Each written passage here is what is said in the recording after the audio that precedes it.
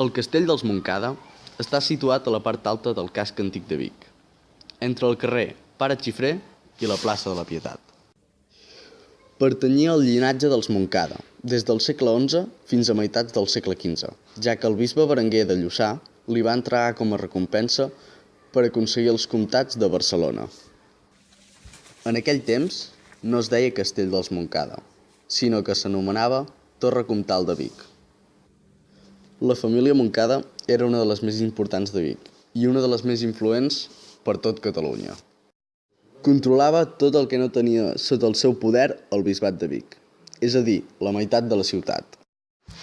A partir del segle XIV, la meitat que governava el bisbat va passar a ser Corona d'Aragó.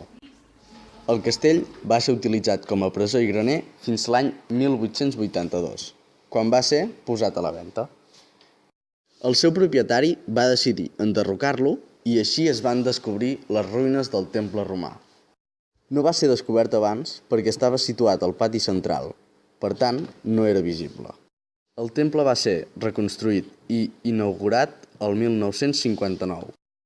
Encara es conserva una petita part dels murs del castell.